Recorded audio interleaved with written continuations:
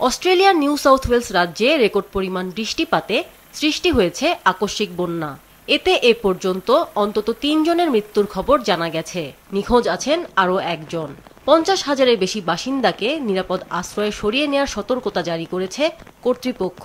বন্যার পানি ঘরে ঢুকে পড়ায় রাতভর ছাদে আটকা পড়ে আছে বহু মানুষ।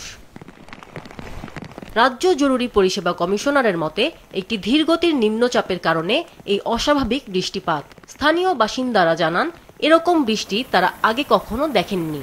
রেকর্ড বৃষ্টিপাতকে প্রাকৃতিক দুর্যোগ হিসেবে ঘোষণা করা হয়েছে। উদ্ধার কাজে যোগ দিয়েছেন ২,০০০-এর বেশি জরুরি পরিষেবা কর্মী।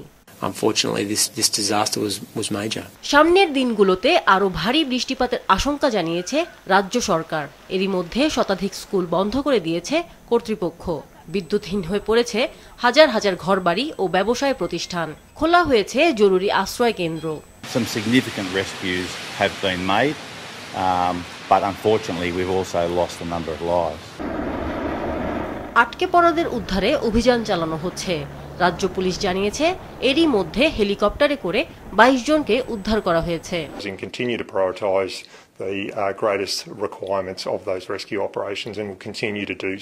বন্যায় সবচেয়ে বেশি ক্ষতিগ্রস্ত হয়েছে মিড নর্থ কোস্টের শহর টারি। স্থানীয় সময় বুধবার সেখানে একটি নদীর পানি ১ শতাব্দীর রেকর্ড ভেঙে বিপদসীমার ২০.৬ ফুট ওপর দিয়ে প্রবাহিত হয়।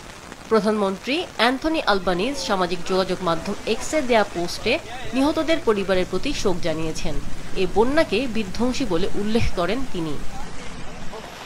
আবহাওয়া বিভাগ জানিয়েছে, স্থানীয় সময় শুক্রবার নাগাদ আরও ৩০০ মিলিমিটার বৃষ্টিপাত হতে পারে। রাজ্যের অন্তত ১০,০০০ বাড়ি নতুন করে বন্যার ঝুঁকিতে রয়েছে। পানিতে ডুবে যাওয়া সড়ক ও বিচ্ছিন্ন হয়ে পড়া এলাকায় পৌঁছানো ক্রমেই কঠিন হয়ে উঠছে। আমিনা লুসি, মাছরাঙা নিউজ ডেস্ক।